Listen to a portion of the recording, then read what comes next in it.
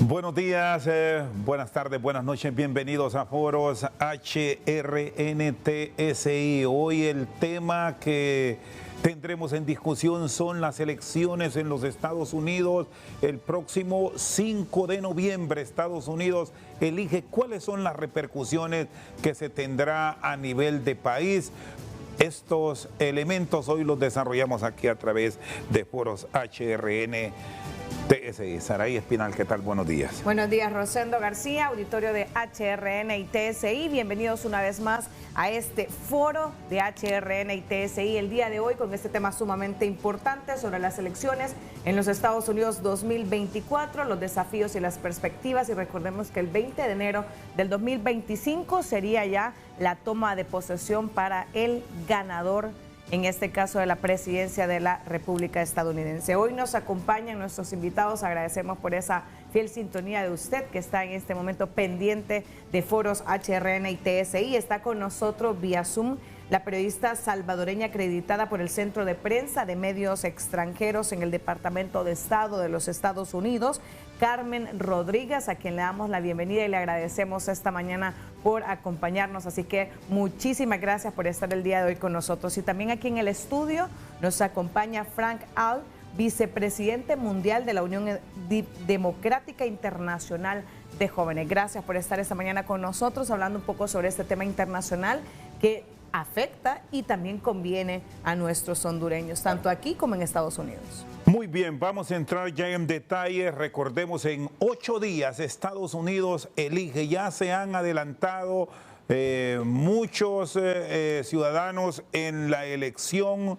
Se estima que ya 30 millones de estadounidenses han votado de forma anticipada. Se elige al nuevo presidente y vicepresidente de los Estados Unidos. Igual hay 33 escaños de la Cámara Alta en proceso de elección y los 435 representantes de la Cámara Baja que también se eligen este martes 5 de noviembre. Carmen, gracias por estar con nosotros. ¿Cuál ha sido la experiencia personal en la cobertura de estas elecciones de los Estados Unidos con un sistema electoral atípico?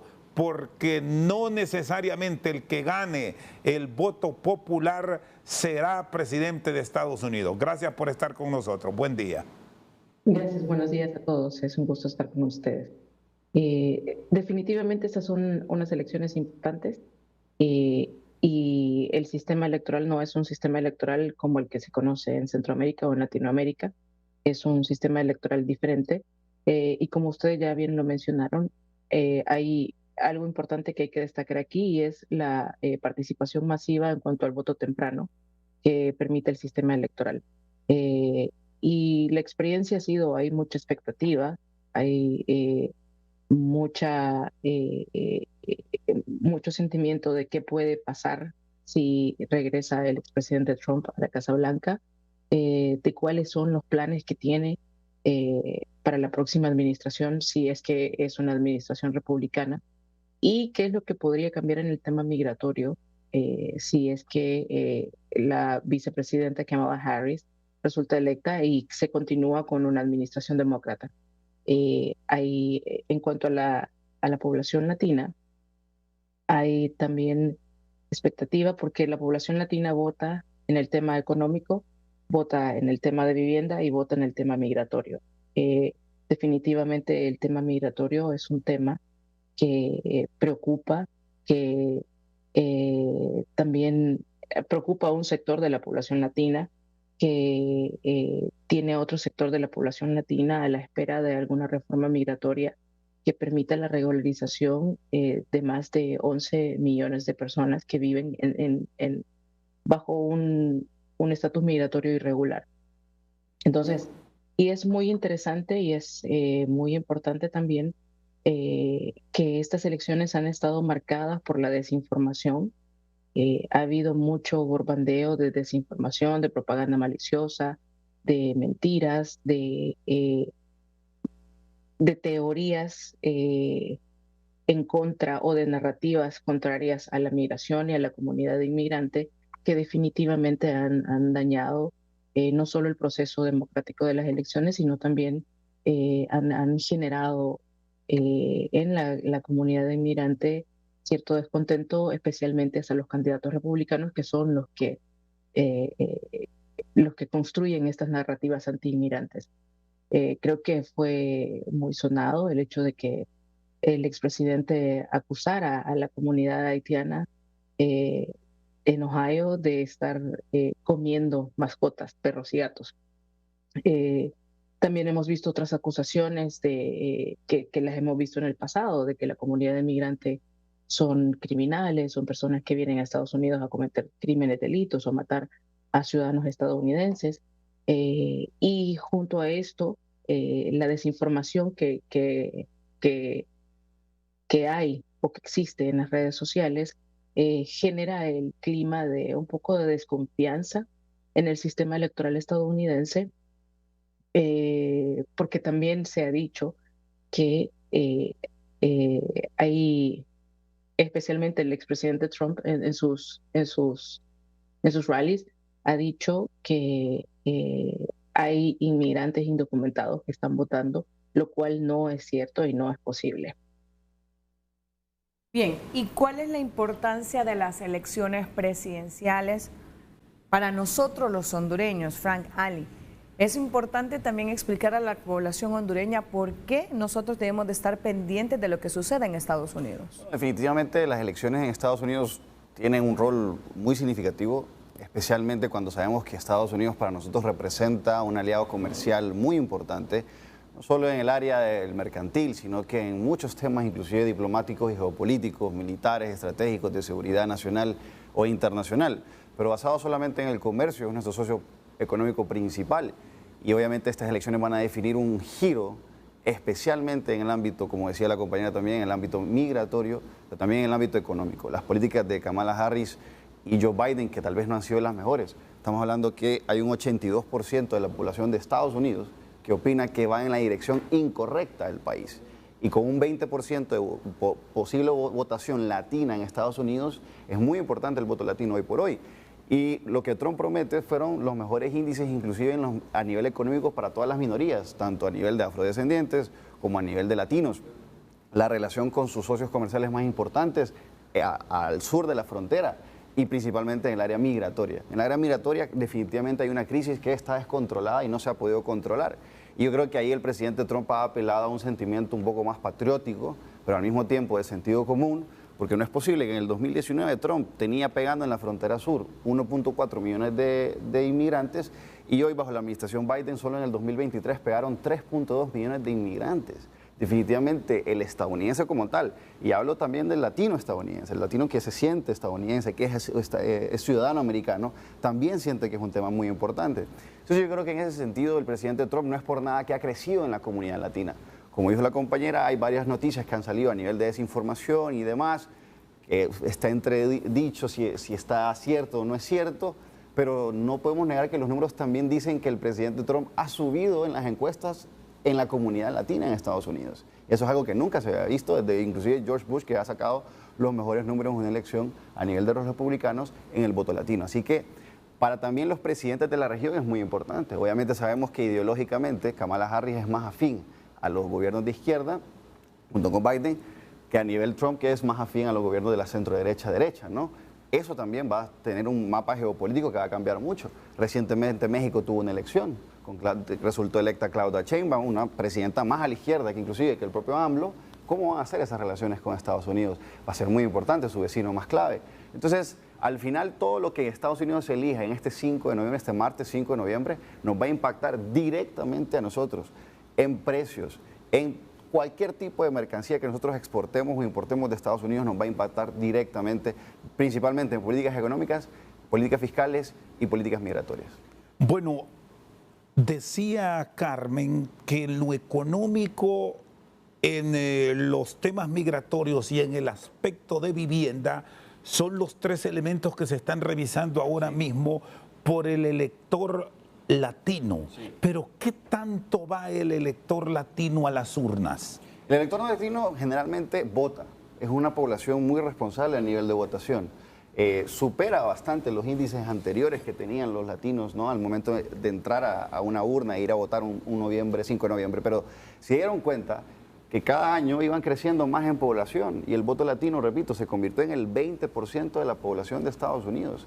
Ese es un gran número de personas, 1 billón de estadounidenses que son latinos y que saben que el futuro de ellos depende de estas próximas elecciones. E inclusive el voto latino no necesariamente solo vota en elecciones presidenciales, también eligen a sus gobernadores, a sus senadores, a sus congresistas en las cámaras, inclusive votan en las cámaras legislativas estatales como la tiene el sistema federal estadounidense. Así que sí, definitivamente el voto latino es un voto muy responsable, es un voto que también no se deja guiar solamente por sentimentalismos, ojo. Es un voto muy crítico también, inclusive, porque muchas veces originalmente se pensaba que el voto latino es un voto de los demócratas, ¿no? Que ha sido históricamente yendo para ese lado. Pero hemos visto también un cambio muy radical, inclusive en el voto latino. Un voto latino que se ha hecho más conservador, inclusive en muchos temas sociales principalmente. ¿Por qué? Porque el voto republicano comparte mucho en el ámbito religioso cristiano, por ejemplo.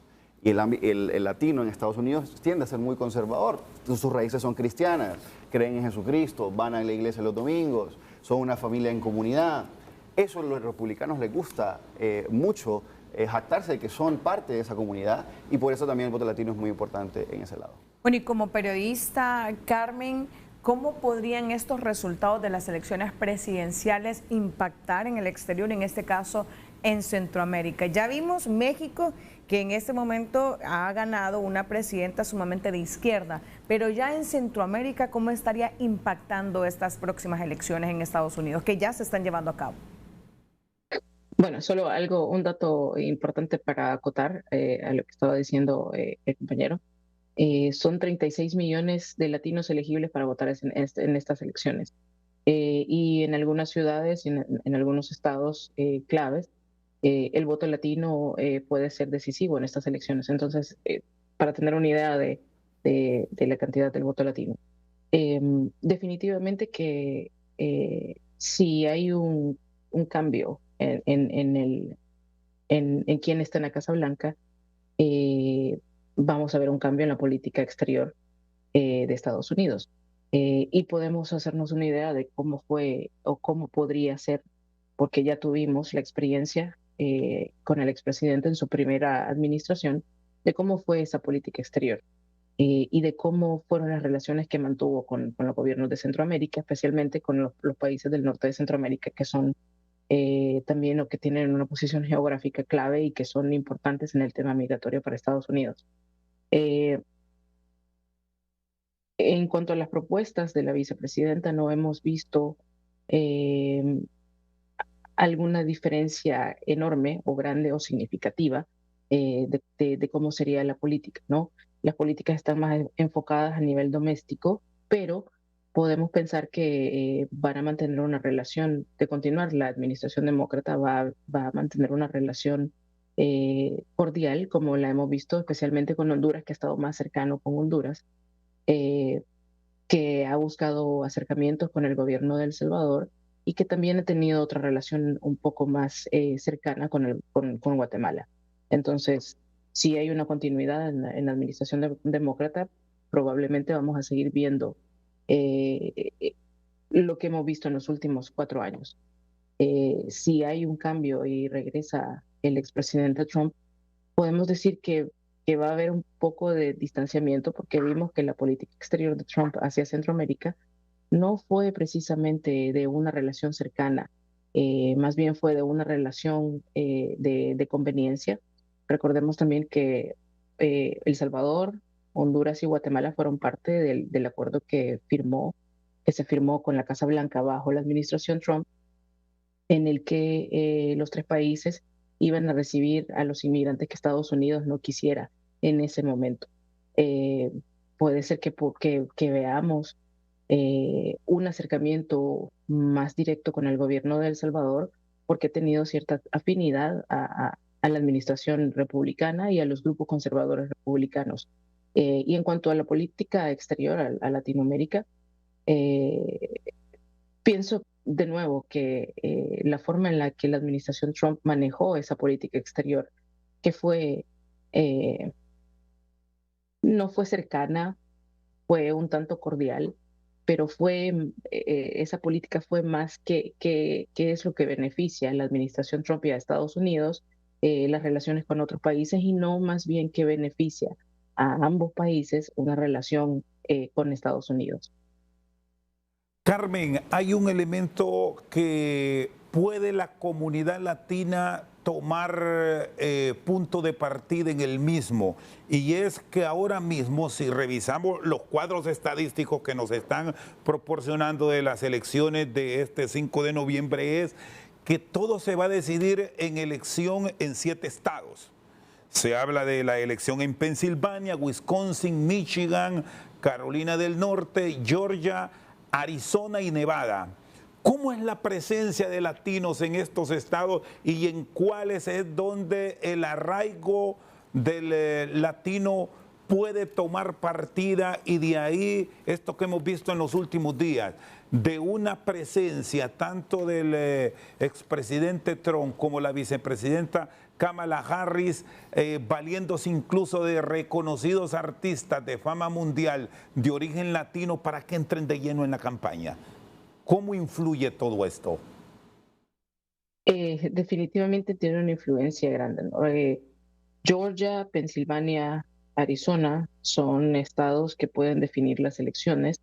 Georgia y Pensilvania son estados que históricamente bajo elecciones tienden a pueden ser demócratas, pueden ser republicanos, puede darle la mayoría el triunfo a uno de los dos candidatos. No es un voto que sea siempre demócrata o republicano. Y en ambos estados hay una alta población de la comunidad latina. Definitivamente que tiene una influencia grande el hecho de que hayan figuras o líderes de la comunidad latina que expresen el apoyo a uno o a otro candidato, ¿no? Esto es, digamos que no es anormal que se vea ese apoyo público que se hace, o endorsement que dicen aquí en Estados Unidos, para uno de los dos candidatos.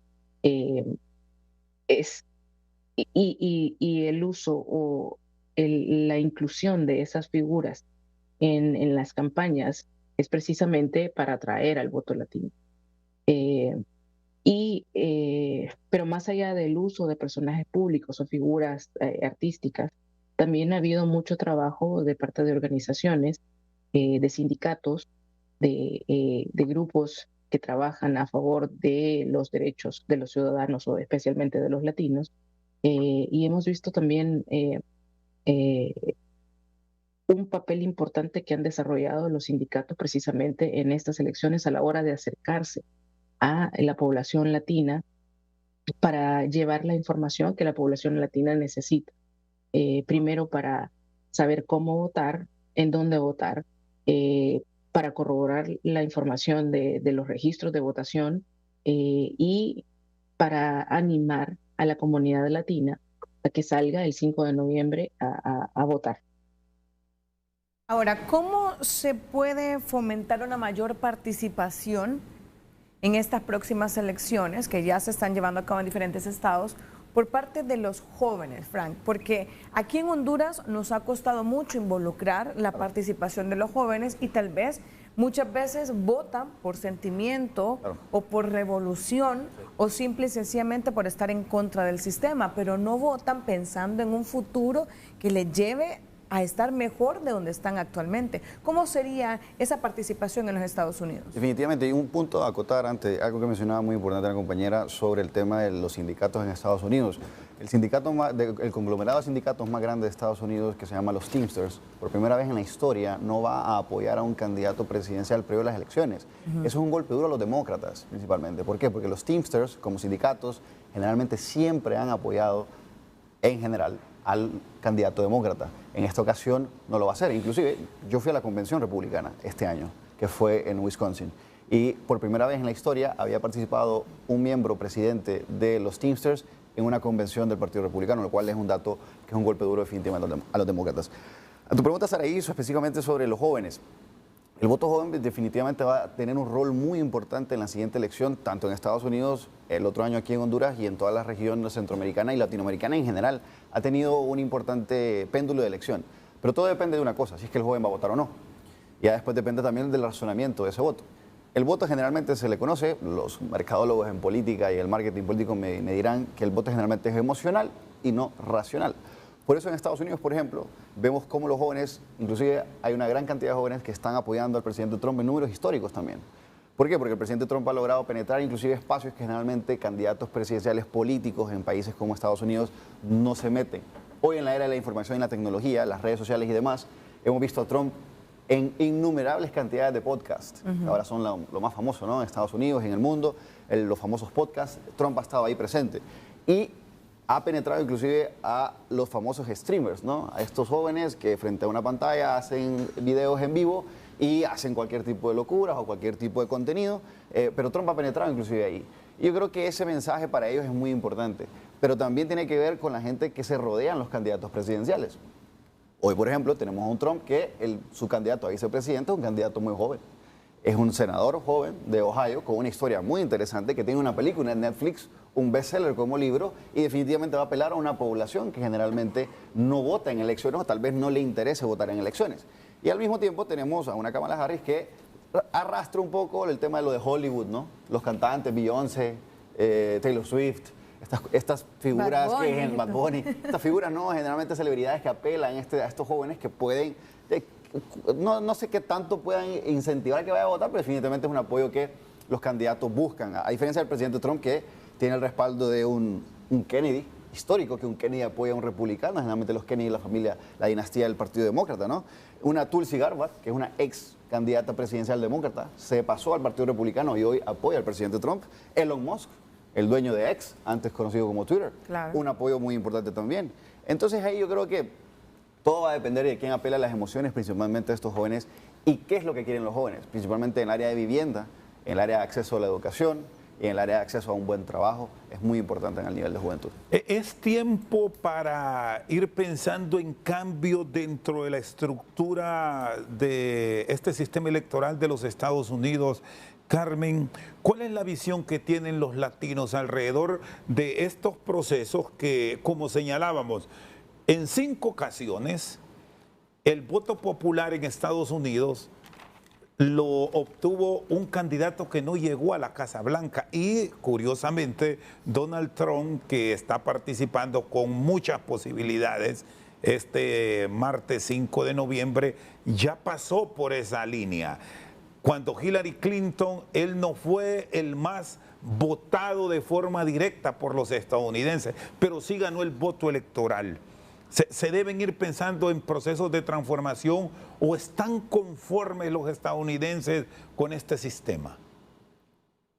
El electorado no está completamente contento con el sistema electoral por esta diferencia, ¿no? Porque el voto popular no es el que elige al presidente o al representante. Sin embargo, no hay ninguna discusión, ningún planteamiento, ninguna propuesta de que vaya encaminada a proponer o a buscar o a pedir alguna reforma al sistema electoral estadounidense. Para que eso pase tiene que haber un proceso, ¿no? Y tiene que haber una reforma que venga no solo de la sociedad civil, sino también del Congreso, de los sectores políticos, de todos los sectores del país. Y debido a la gran diversidad que existe en el país de todo tipo, creo que hablar de una reforma o de que pronto se vaya a ver una reforma al sistema electoral es algo difícil, es un poco improbable y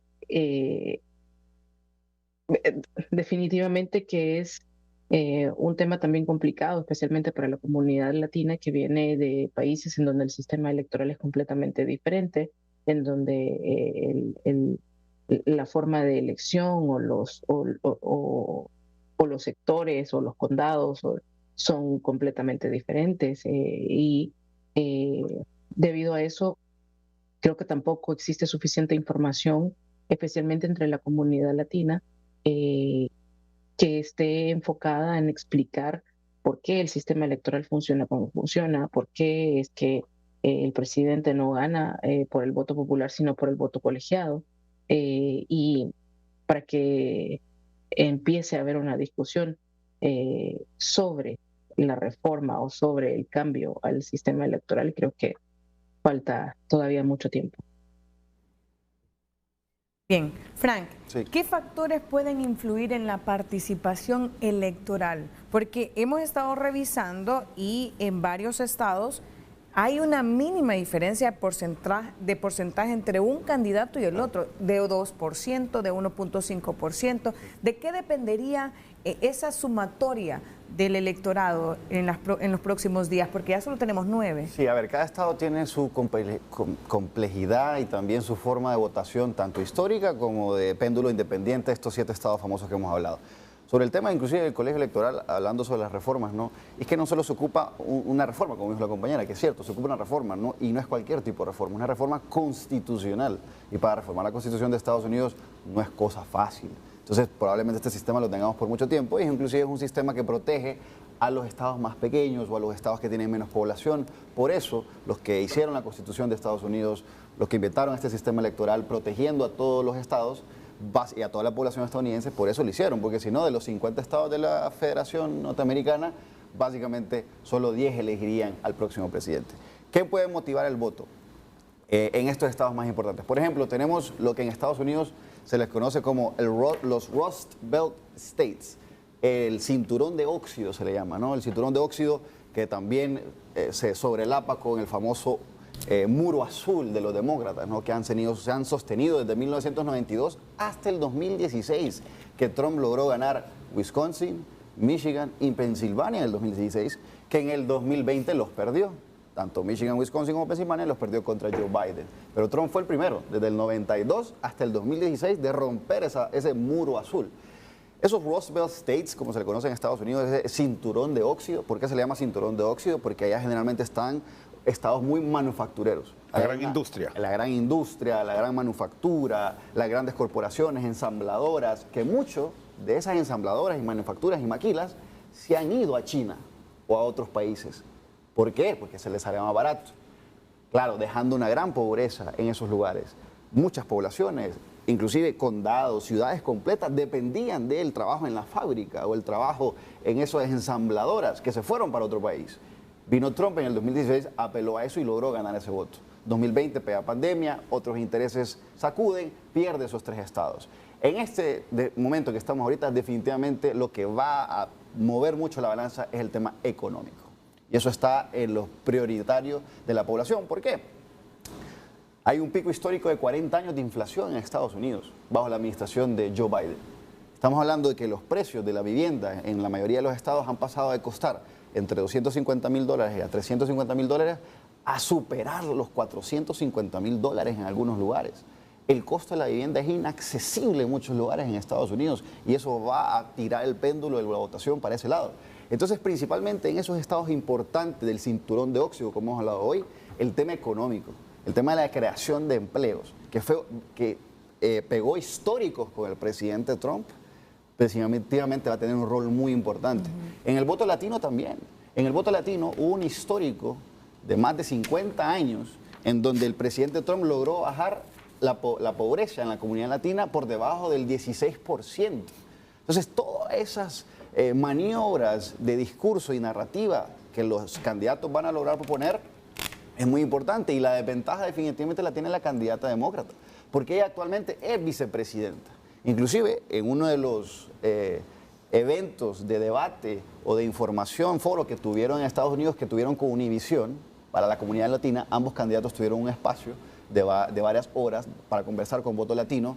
Una ciudadana latina estadounidense, Diana Rodríguez de Houston, ella decía que antes, a la semana, ella hacía las compras para la casa con $200 bajo la administración de Donald Trump.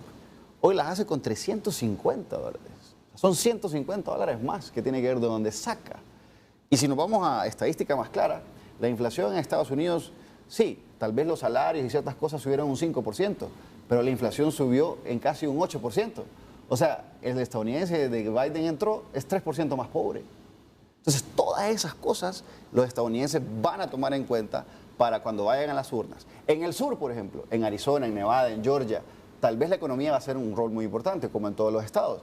Pero tal vez el tema migratorio, que no lo va a haber en el cinturón de óxido como tema tan prioritario, sí lo va a haber en estados como Arizona, Nevada, Pensilvania, Georgia principalmente, Florida inclusive, pero Florida ya lo contamos como el ala republicana. Entonces, cada estado tiene su idiosincrasia y forma de votación, pero definitivamente si lo ponemos en un orden, el tema de política económica está por encima de todo.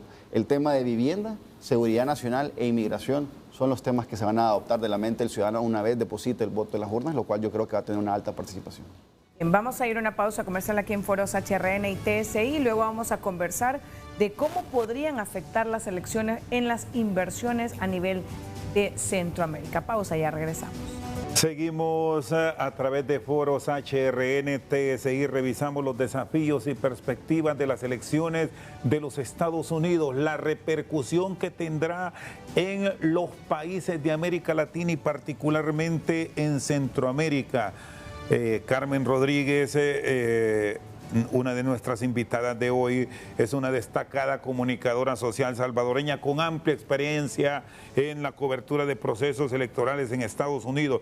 ¿Cómo cree que estas elecciones de Estados Unidos, Carmen, van a afectar en el tema de la migración hacia el norte, particularmente a los países del Triángulo Norte, que son en estadísticas los que más ciudadanos están con esa intención de buscar una oportunidad de mejor vida en Estados Unidos?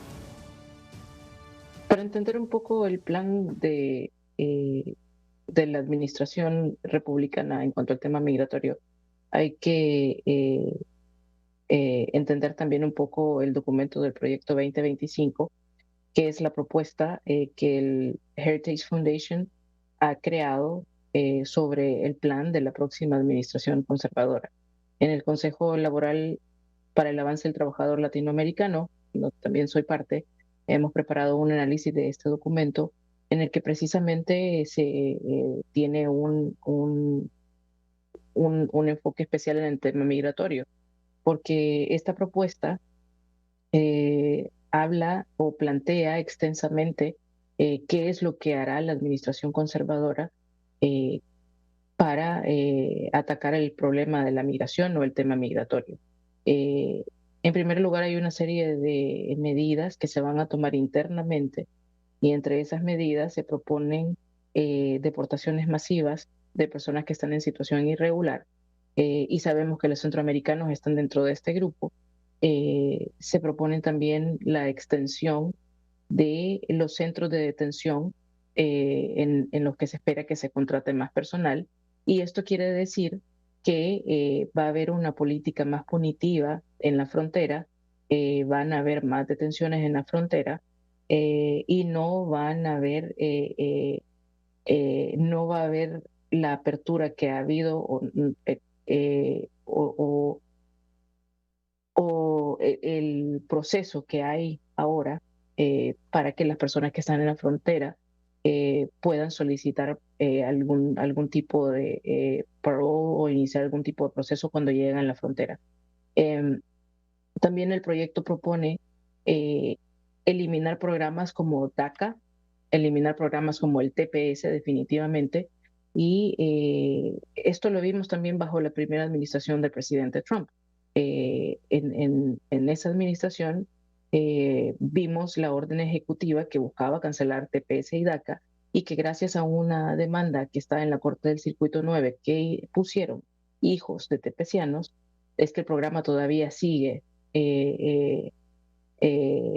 vigente para las personas que ya estaban bajo el programa.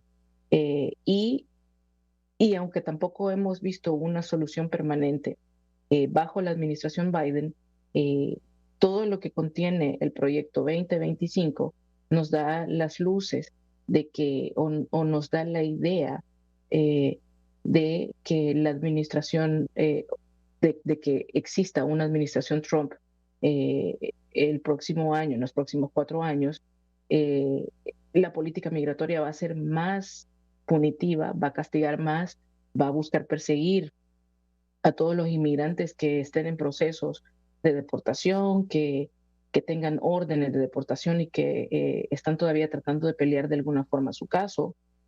Y esto definitivamente va a tener un impacto en los países de Centroamérica, que son los países de donde vienen más inmigrantes, y en la comunidad venezolana, que es la que hemos estado viendo en los últimos años, que ha transitado por Centroamérica para llegar a Estados Unidos.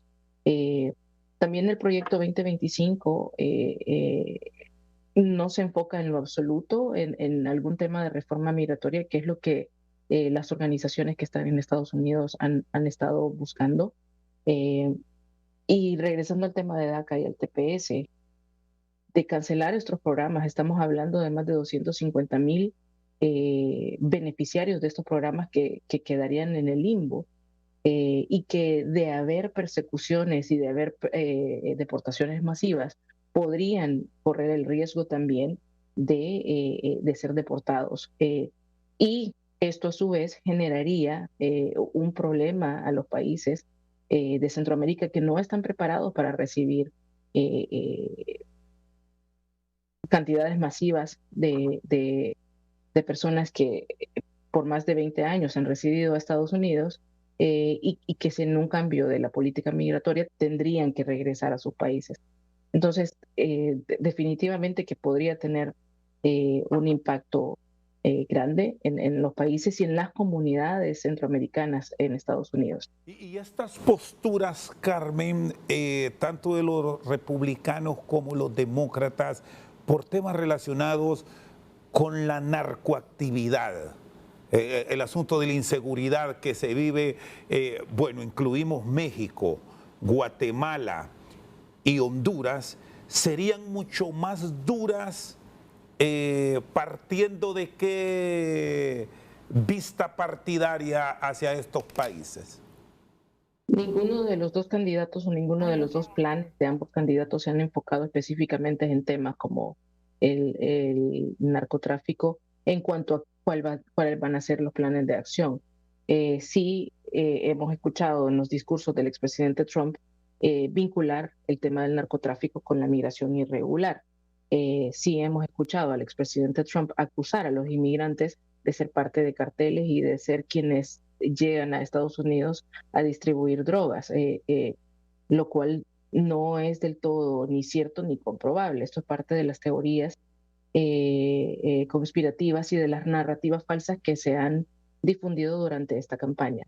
Sin embargo, ninguno, de nuevo, como repito, ninguno de los dos candidatos a la hora de hablar sobre qué es lo que influye en las elecciones en Estados Unidos, este tipo de temas no ocupan un enfoque específico o no tienen como una atención generalizada o grande, porque son parte de la política exterior como un nivel más macro. Sí podemos tomar ejemplos, ¿no? de cómo fue bajo la administración Trump y cómo ha sido abordado este tema bajo la administración Biden. En ninguno de los dos partidos hemos visto planes específicos que aborden directamente el tema del narcotráfico. Sí hemos visto que debido a la independencia que hay entre el gobierno federal, la fiscalía y las cortes, el enfoque al tema del narcotráfico es diferente, pero ese enfoque es más cuando afecta directamente a Estados Unidos y no cuando es un tema que afecta directamente a la región de Centroamérica o de México, por ejemplo. Ahora, usted mencionaba, Carmen, que hay 36 millones de latinos que van a votar en las próximas elecciones. Frank, ¿qué impacto van a tener en estas elecciones? Porque es contradictorio el pensamiento de muchos migrantes que ahora tienen la oportunidad de ser ciudadano, residente y tener acceso al voto, que yo misma he escuchado y dicen, no, yo voy a votar por Trump porque yo ya no quiero que vengan más migrantes, más ilegales, cuando ellos mismos fueron ilegales. Entonces, ¿cuál va a ser la incidencia de estos votantes? Ahora, es muy importante tu pregunta porque específicamente, vámonos a los números. Por ejemplo, el presidente Obama en el 2008 sacó el 70% del voto latino. 70%. Un pico histórico para un demócrata y para un candidato presidencial. Y vamos al dato, adelantándose, fue conocido como el deportador en jefe. Fue uno de los presidentes que más deportó y a la fecha el que más ha deportado inmigrantes hacia sus países de origen. Interesante ese dato. Hoy Trump está pegando históricos a nivel de la elección. Kamala Harris apenas llega al 50% del voto latino. O sea, están en una bajada de más del 20% en el voto latino. Los demócratas en ese sentido, hay una pequeña crisis, ¿no?, al interno del Partido Demócrata sobre ese tema, y por eso han querido de alguna forma u otra querer apelar a ese voto latino. Pero es que también el voto latino, como decía yo, no es un voto que vamos a poder decir ignorante, es un voto muy pensante. Y es que el voto latino también ve ciertas estadísticas que tal vez los medios tradicionales, otros lugares, no muestran. Por ejemplo, también que el negocio detrás del tráfico de personas. Y es que la inmigración también es un negocio. ¿Cuántas ONGs, bandas criminales se benefician del tráfico de personas, tráfico de órganos, prostitución? ¿Cuántas violaciones hay en el camino para los inmigrantes que van y hacen ese camino peligroso a la frontera sur de Estados Unidos con una oportunidad de querer ingresar? Y ojo, también tenemos que dar el ejemplo de decir, la mayoría de las personas que van, tenemos que darle el beneficio de la duda que van por un mejor futuro, por un mejor país. Pero también hay personas que se cuelan ahí que no son los mejores. No es por nada que de las personas detenidas que han tenido en la frontera sur, han habido detenciones de 15.811 agresores sexuales, 62.231 agresores de diferente índole y 13.000 de esas personas capturadas con un récord criminal de homicidio en la frontera sur. ¿Por qué cree que Texas, donde generalmente más pega el tema migratorio, el gobernador Greg Abbott ha venido y ha dicho, bueno, ustedes demócratas quieren fronteras abiertas, quieren que no tengamos unas fronteras más seguras o una política migratoria más dura? Perfecto, agarro a los inmigrantes que entran a mi estado, que afectan a mi población, a mis ciudadanos, los agarro, los pongo en un bus, los pongo en un avión y se los mando a sus estados. Y ahora los demócratas en estados como Nueva York, Pensilvania y otros han dicho, no, gobernador, no haga eso. No lo vamos a permitir, estamos sobrepoblando. En Nueva York los están teniendo que hospedar en hotel a muchos inmigrantes, que tal vez es el mejor trato para ellos, no se sabe. Pero la cuestión es que hay una crisis migratoria que el Partido Demócrata bajo Kamala no ha logrado, Kamala Biden, no ha logrado solucionar. Se le criticó mucho a la vicepresidenta que nunca había ido a la frontera sur hasta hace poco. Y ella fue supuestamente la designada por el presidente Biden de atender este tema que lo dejó atendido 3 años y medio. Entonces, definitivamente en el tema migratorio, el voto latino va a pensar mucho esto y va a ver qué ha hecho la administración Biden en estos últimos casi 3 años y medio, casi 4 años, para atender el tema migratorio, comparado también con el costo de la vida. Y en ambos números, el Partido Demócrata lastimosamente está en rojo. Y en ambos temas, el presidente Trump creo que ha apelado, y no es por nada, los números están claros. El voto latino para Trump ha aumentado en esta elección y va a aumentar según las estadísticas. Vamos a ver el día de la votación. Pero sí va a ser muy importante y por eso Trump inclusive ha apelado mucho al voto latino. Ha tenido muy de cerca a congresistas como el senador Marco Rubio, como la congresista María Elvira Salazar, que hoy es subjefa del hemisferio occidental en el nivel del Congreso en el tema de relaciones exteriores. Entonces yo creo que sí, va a haber un apelar a ese voto, pero de una forma también consciente, haciéndose una pregunta muy importante. ¿El latino está hoy mejor de lo que estaba hace 3 años y medio? Veremos. Carmen, ¿qué implicaciones tienen las políticas de derechos humanos en Estados Unidos para los países centroamericanos tras las elecciones? ¿Cómo puede pesar este tema en el cual siempre los políticos estadounidenses, y si revisamos casi toda la estructura de la institucionalidad en Washington, hace referencia a los mismos? Solo quiero acotar un dato acaba de salir esta mañana, el último reporte de GQR, e indica sobre el voto latino, y luego cuando la pregunta sobre el voto latino, e indica que en Arizona, Michigan, Nevada y Carolina del Norte, Pensilvania y Wisconsin, donde ya se han registrado votaciones tempranas históricas, el 64% de los votantes se ha decantado por por la candidata demócrata, en comparación con el 62% que ha mostrado su apoyo al expresidente Trump. Entonces, estos datos van a cambiar constantemente, especialmente en esta última semana. Y sobre el tema de derechos humanos, ¿cuáles son las implicaciones que va a tener? Quiero regresar un poco al proyecto 2025, porque estas propuestas contienen precisamente o abordan mucho de cómo va a ser el impacto que tendría en los derechos humanos en Estados Unidos primero y luego afuera de Estados Unidos, si es que hay una administración republicana, si es que regresa la administración republicana.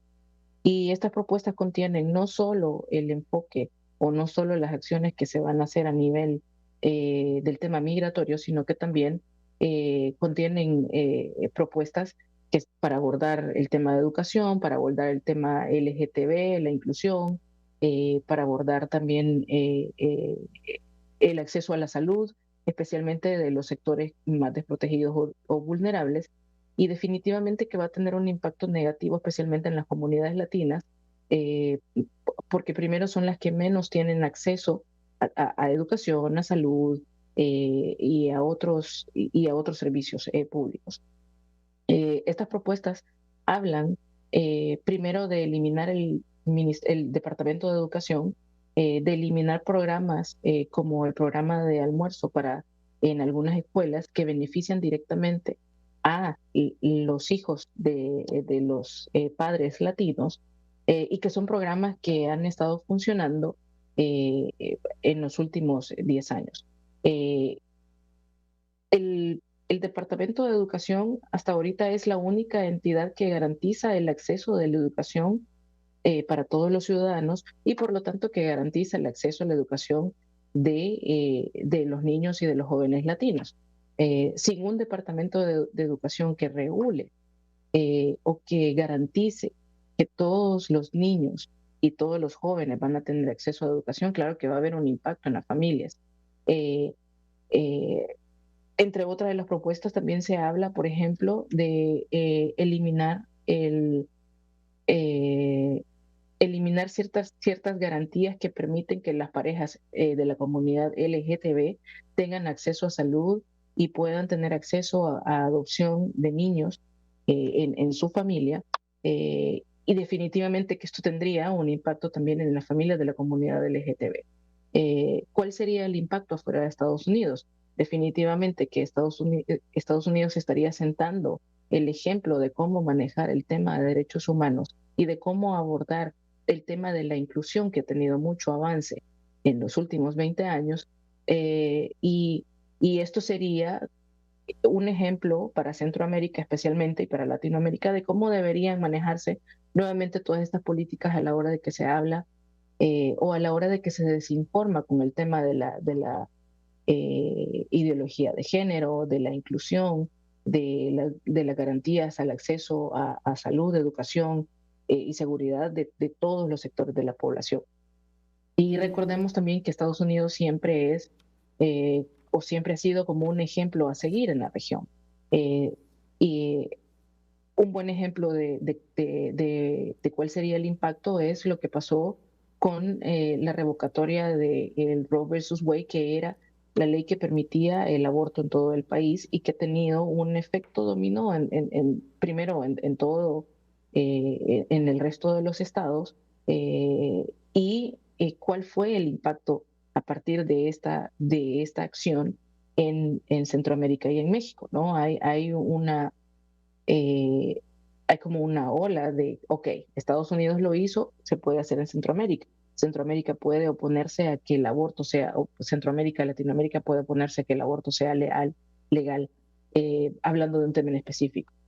Y finalmente, estas propuestas que están en el proyecto 2025, sí, eh, que es un documento de más de 950 páginas, en donde están todas las acciones que se tomarían en las primeras semanas de la nueva administración republicana y en los consecutivos meses, eh, irían teniendo un impacto primero en las familias estadounidenses, en las familias latinas, y luego tendrían un impacto en la política exterior, porque esta es como la guía que seguiría la administración republicana. Y en cuanto a cuál sería el impacto de si continúa una administración demócrata. Si bien las propuestas no son propuestas extensas que nos digan que algo va a cambiar, sí hemos escuchado a la vicepresidenta decir que en el tema migratorio, por ejemplo, va a haber cierta redirección. Sin embargo, mientras no haya una reforma migratoria en Estados Unidos inclusiva, que considere primero un camino a la regularización de los inmigrantes que tienen o que residen en el país por más de 20, 30 años, ningún plan que aborde el tema de la migración va a tener un efecto mayormente positivo. Bueno, hablando sobre las propuestas que hacen cada uno de los candidatos, también hay propuestas que se generan en redes sociales que son falsas o informaciones que no son veraces. Sí. ¿Qué tanto afectan estas noticias a la opinión pública en cuanto al voto que se pueda generar para cada uno de los candidatos? A ver, en elecciones pasadas se ha estimado que el gasto en anuncios, promociones en sitios web, Facebook, X, Instagram y demás plataformas digitales anda en más de 1.6 billones de dólares por parte de los candidatos presidenciales, los partidos políticos, las fundaciones, los think tanks o los PACs famosos estos que recaudan fondos para ciertos candidatos, han acumulado en gasto 1.6 billones de dólares. Hoy superará los 2 billones inclusive. Estamos hablando de un gasto muy grande en el tema de redes sociales para que los candidatos lleven a cabo su mensaje. Y vamos con el tema de la desinformación. Muchas veces el tema de la desinformación también se toca desde un punto de vista un poco sesgado, ¿verdad? Porque también tenemos a los famosos fact-checkers, ¿no? A los que supuestamente verifican cierta información de ser real, de no ser real. Muchas veces yo siempre pregunto, ¿quién verifica al verificador, no? Muchas veces los que verifican este contenido o estas cosas son personas que tienen algún sesgo político ideológico. Yo creo que la desinformación, como en todo lugar, es algo que existe definitivamente, pero también hay demasiada información verdadera para que la población pueda escuchar, analizar, discernir, buscar y leer. O sea, así como hay desinformación, hay mucha información, tanto de un lado como del otro, como las propuestas de un lado como del otro. Por ejemplo, la compañera decía algo muy importante. Kamala decía, ¿qué vamos a hacer los demócratas con el tema de migración? Vamos a tener una redirección, dice la vicepresidenta. Pero algo que Trump ha empujado mucho y su campaña ha empujado mucho es una simple pregunta, lo cual destruye el argumento de la vicepresidenta, y es, ¿sos vicepresidenta hoy? ¿Por qué no has hecho nada en 3 años y medio? Esa es una pregunta muy clave que destruye el argumento demócrata. Entonces, al final, claro, se empuja con algún tipo de retórica, se empuja con algún tipo de mensaje o sazonado, pero al final es información que va a salir. Y así como, repito, como hay desinformación, que definitivamente ambas campañas se puedan caer en ese juego, o la gente que apoya a esas campañas, también hay mucha información que yo creo que es pública, que yo creo que está allá afuera y que las personas pueden averiguar. Porque recordemos inclusive que esta elección, lo hablábamos inclusive fuera de cámara, no solo se elige al presidente o al vicepresidente de Estados Unidos, se eligen también a senadores, 34 para ser específicos, y se eligen a 435 representantes de la Cámara, que va a ser muy importante en los siguientes años a nivel legislativo este péndulo, porque se avisora, según la estadística o según las personas analistas en estos temas, que el Senado se va a dar vuelta y va a ser republicano por las elecciones que hay específicamente.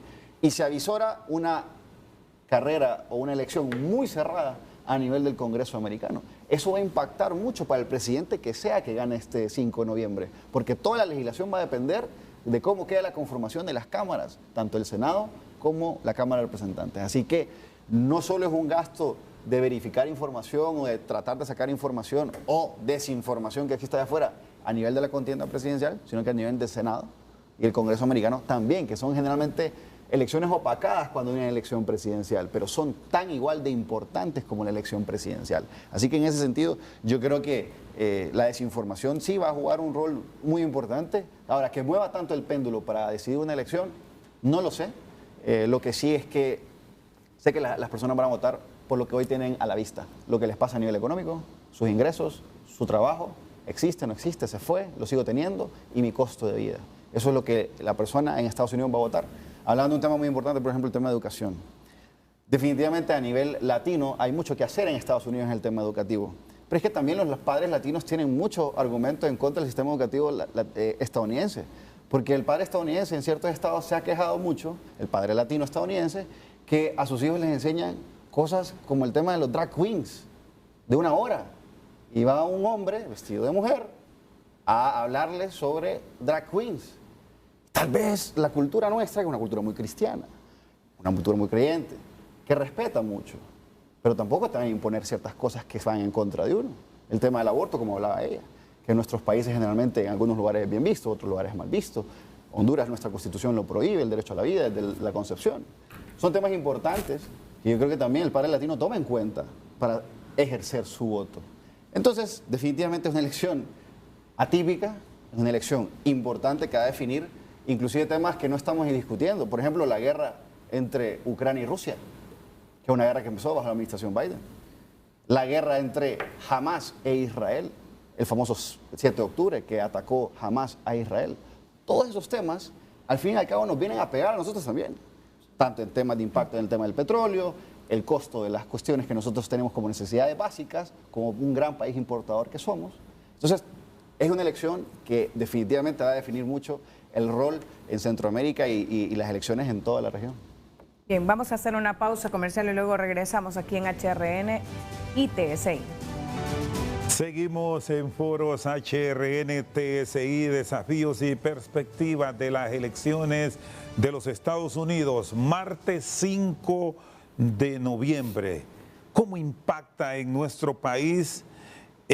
Carmen Rodríguez, destacada comunicadora social acreditada en el Centro de Prensa de Medios Extranjeros por el Departamento de Estado de la Unión Americana. ¿Cómo está el papel de los medios, Carmen, para informar sobre estas elecciones, el impacto que se tiene, el papel que sobre todo se va a jugar en estos últimos días? En una semana prácticamente estamos ya en el día D. Bueno, el papel de los medios de comunicación está teniendo un cambio y está en una posición muy difícil desde las elecciones anteriores, en donde empezamos a ver todos esos conceptos de fake news, de fact check, de comprobación de información, de distribución o diseminación de información falsa o teorías conspirativas. Y esto tiene que ver definitivamente por el protagonismo que han tomado las redes sociales y el uso de las redes sociales en las campañas políticas. Todavía no hay regulaciones de ley suficientes para controlar o para mantener bajo control o para evitar que la desinformación que circula en las redes sociales sea menor o tenga un impacto menor. Los medios de comunicación han estado desde entonces, desde poco antes de 2020, en una constante reestructuración para adecuarse a este cambio tecnológico y para adecuarse o para jugar un papel diferente y más activo en comparación con el papel que juegan las redes sociales en estos procesos. Las redes sociales se utilizan mucho para distribuir contenidos falsos, para distribuir información falsa que afecta directamente a la comunidad latina, por ejemplo, en Estados Unidos, para acusar a la comunidad latina inmigrante de acciones que no son ciertas, para sacar ventaja y provecho de casos que involucran a miembros de la comunidad latina. Y que tienen un buen impacto social en estos procesos, ¿no? Definitivamente que los medios están teniendo un papel importante en cuanto a cómo se combate esa desinformación, en cuanto a cómo se hace esa revisión de los contenidos y esa revisión de qué es lo falso, qué es lo malicioso, qué es lo que busca mover a la opinión pública hacia un lado o hacia otro. Sí, vamos a seguir viendo un papel representativo de los medios de comunicación y vamos a seguir viendo que los medios de comunicación están tratando de mantener ese papel que haga cierto balance en estos procesos electorales, y definitivamente eso va a ser lo que vaya marcando cómo la información está siendo contrastada. De mi parte, el consejo para las personas es busquen fuentes de información que son confiables, fuentes de información que tienen una trayectoria histórica de producción y de distribución de información, porque generalmente en las redes sociales circula mucho contenido falso. Ahora, con esto de las redes sociales, Frank, sí, ¿qué papel desempeñan las redes sociales, los medios de comunicación en las campañas electorales? Porque a nosotros los jóvenes o a la mayoría de las personas nos gusta estar con los ganadores. Claro. Y si vemos que en las encuestas favorecen a Rosendo García, aunque no me agrade Rosendo García, yo no quiero ser parte del grupo perdedor. Claro. Está en las teorías del voto, el voto ganador, ¿no? Generalmente muchas personas que no saben por quién votar al final del día buscan ese candidato, como bien decía Saraí, a quién va a ganar, y por ahí se va, para elegir. Muy importante el rol de los medios de comunicación. Es un dicho conocido en Estados Unidos, ¿no? Si ves CNN, sos demócrata; si ves Fox News, probablemente seas republicano. Entonces, contrastar ambos es muy importante para una persona que se considera independiente, tal vez no de un lado ni de otro. Pero, por ejemplo, los medios alternativos han jugado un rol y de masificación del mensaje impresionante. Un ejemplo es que el presidente Trump recientemente fue al podcast más escuchado, entre dicho también visto, por YouTube y otras plataformas, en Estados Unidos, del cual el señor Joe Rogan, la experiencia Joe Rogan se llama, Joe Rogan Experience, es el podcast más escuchado y visto en Estados Unidos. Solo en 24 horas, en 24 horas, la entrevista con Trump alcanzó 28 millones de visualizaciones. En 24 horas, 28 millones de personas vieron el podcast de Trump y Joe Rogan, haciendo de estos medios alternativos y las redes sociales una forma mucho más efectiva, inclusive en ciertos lugares, como el medio tradicional. Pero claro, también hablamos de a quién penetra las redes sociales y a quién penetra los medios alternativos. Los medios alternativos generalmente, las redes sociales y demás, penetran más a sectores poblacionales jóvenes, a esa demografía que generalmente es muy difícil levantarla para que vaya a votar, pero en estas elecciones tan polarizadas probablemente veamos que los jóvenes incrementen su capacidad de ir a votar. Pero tenemos los medios tradicionales que apelan más a los sectores más críticos, ¿no? Los adultos mayores, los adultos, las personas con más capacidad de poder prestarle atención y tiempo a estos temas, a diferencia de cierta población juvenil. Definitivamente también están jugando el juego de estira y encoge por quién penetra más a las poblaciones. Pero el rol de los medios en Estados Unidos no es por nada que se invierten millones y millones y millones de dólares en estos, porque pueden ser la balanza que ponga para un lado o para el otro los candidatos presidenciales. Por ejemplo, lo vimos en los debates presidenciales y en los debates vicepresidenciales. Generalmente los debates presidenciales no es que deciden una elección, pero sí te pueden destruir una elección, como pasó, por ejemplo, con George Bush padre, ¿no? Cuando dijo en un debate no más nuevos impuestos, o que él vino y en un foro fue altamente publicitado, que él se levantó, le están haciendo una pregunta junto al presidente después, que se convirtió en presidente, el presidente Clinton, y él vino y observó su reloj. Y eso le costó muchos votos, porque la gente decía, bueno, ¿qué está viendo su reloj? ¿A dónde tiene que ir? ¿Es un lugar más importante? ¿Tiene algún lugar más importante en donde debe estar? El presidente Reagan, que era muy conocido por su capacidad de elocuencia y comedia, en un debate presidencial le preguntaron que qué opinaba de que él era el candidato a la presidencia más viejo en aquel momento y que su oponente estaba utilizando eso como arma contra él. Y Ronald Reagan, en su forma carismática de ser, le contestó, yo no voy a utilizar la edad, la juventud y la inexperiencia de mi oponente como un arma política.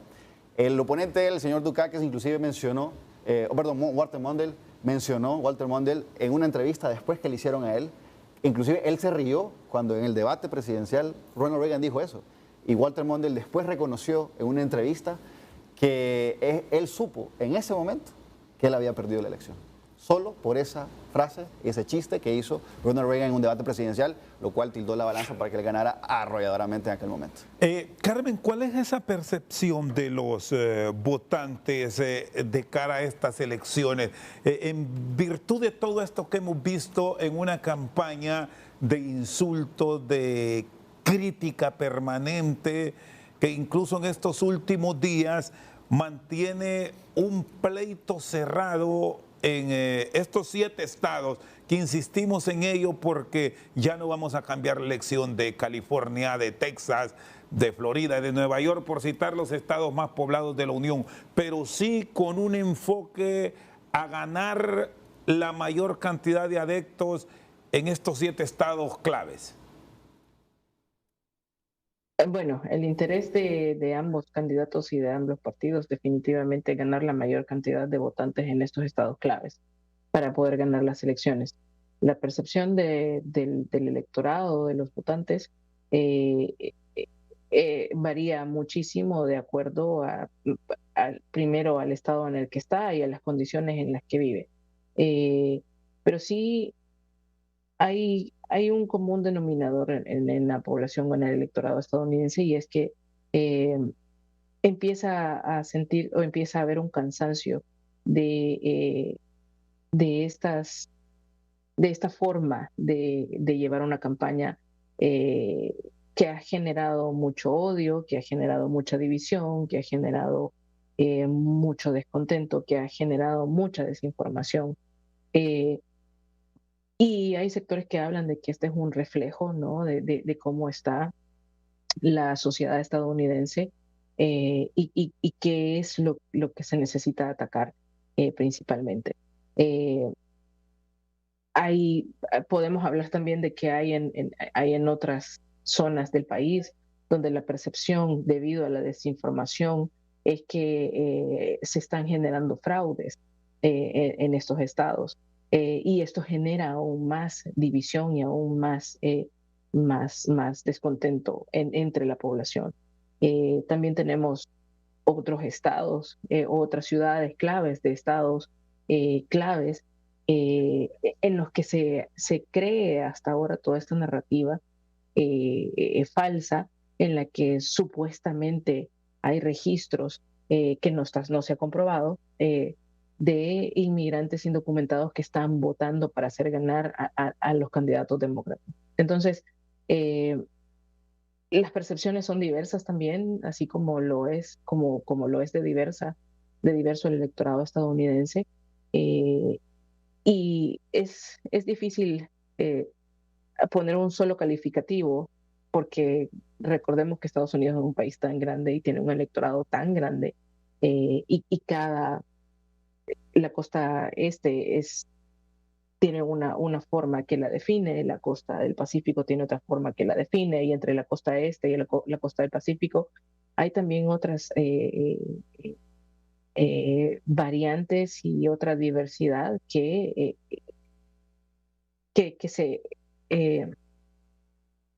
está a la hora de hablar del tema electoral. Bien, gracias a Carmen Rodríguez. Vamos a hacer una pausa, luego seguimos ya en la parte final de Foros HRN TSI. Estamos concluyendo aquí en Foros HRN y TSI. Queremos agradecer a Carmen Rodríguez, periodista salvadoreña acreditada por el Centro de Prensa de Medios Extranjeros en el Departamento de Estado de los Estados Unidos. Gracias por su participación y también por la orientación en este tema de las elecciones en Estados Unidos 2024. Gracias a ustedes por la invitación y saludos a todos. Bueno, y también queremos agradecer a Frank Ali, vicepresidente mundial de la Unión Democrática Internacional de Jóvenes, por ampliarnos sobre este tema, la importancia del voto electoral de los latinos en nuestro país y asimismo los temas de migración, lo económico y el impacto que las elecciones y el presidente o la presidente pueda hacer el próximo año, investida el 20 de enero, y cómo va a causar este impacto en Centroamérica. Muy importante, le diría a la población que esté muy pendiente de esta elección, va a decidir mucho de la política exterior americana y por ende nos va a afectar a nosotros. Los resultados van a ir entrando con mucha emoción, no se asusten mientras vayan viendo pintados los estados de diferentes colores. Como hablábamos con Rosendo ahorita, la elección se va a decidir principalmente en 7 estados. Y esos 7 estados van a determinar quién va a ser el próximo presidente de Estados Unidos. Principalmente un estado que es como la joya de la corona, que todo el mundo quiere ganar, que básicamente es Pensilvania. Ese estado va a decidir mucho la elección y como hay un dicho en Estados Unidos, cuando un estado es determinante para algo, donde vaya Pensilvania, va la nación. Y si la nación decide en Pensilvania irse con Donald Trump, pues será reelegido presidente en un periodo no seguido. Si no, elegirán a la vicepresidenta y la primera mujer se convertiría en la primera mujer presidenta de Estados Unidos. Una elección consecuente, muy importante y que todos deberíamos estar prestando atención a cómo se va a desempeñar. Muy bien, gracias Fran. Pasamos a las conclusiones de este foro HRN-TSI, Desafíos y Perspectivas. Las elecciones presidenciales en Estados Unidos están a la vuelta de la esquina. Los sondeos proyectan resultados muy reñidos, de manera que los especialistas han dicho que no se atreven a dar por ganador al aspirante republicano Donald Trump ni elevar como victoriosa a la demócrata Kamala Harris. Sea quien fuere el que gane la carrera a la Casa Blanca, la política migratoria y los programas de asistencia, lo mismo que el acento en las relaciones de Estados Unidos con nuestros países, no tendrán mayores variantes a criterio de algunos expertos. Otros analistas piensan que sí habrá un giro. Podemos esperar que América Central tome una mayor importancia en la agenda de Washington. Nuestros invitados a foros HRN-TSI han remarcado que hay muchas expectativas acerca del tema migratorio. Preocupa a los latinos. ¿Qué puede pasar si gana Donald Trump o si llega Kamala Harris a la Casa Blanca? Las elecciones han estado marcadas por la desinformación y la propaganda maliciosa. El proceso comicial se ha visto dañado por la narrativa antimigrantes. No se puede negar que hay una crisis migratoria que no ha podido ser controlada en la administración de Joseph Biden. Durante la gestión del demócrata, unos 3,2 millones de inmigrantes llegaron a la frontera. Hay que destacar que Trump ha subido en las encuestas entre la comunidad latina en Estados Unidos, en tanto Harris es más afín a los gobiernos de izquierda, lo que influye en el mapa geopolítico. Hay un cambio radical en el voto latino porque se ha vuelto más conservador. Los resultados de las elecciones nos van a impactar directamente. Si hay un cambio en Casa Blanca, vamos a ver un giro en la política exterior.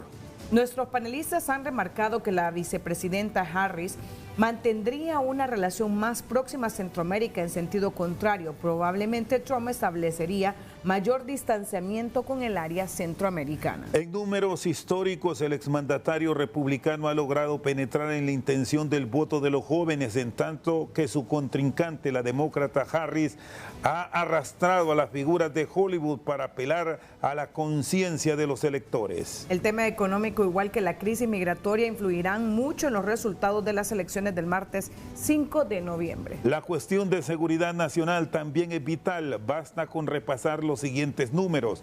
Más de 60,000 inmigrantes en la frontera están señalados de agresiones y se estima que 13,000 tienen récord por homicidios. En foros HRN y TSI se han realizado las siguientes comparaciones.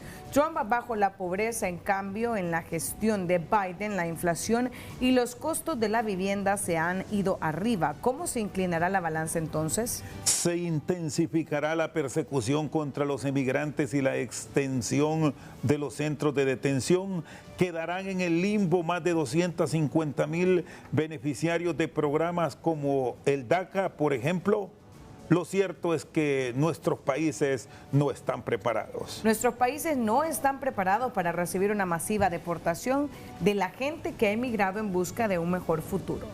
En lo que toca a Honduras, no podemos aspirar a ocupar una línea prioritaria en la agenda estadounidense, más allá de los vínculos migratorios, económicos, políticos y de seguridad que convengan a la Unión Americana. Nuestro país, igual que el resto de las naciones del área, deben privilegiar el desarrollo y bienestar de su población.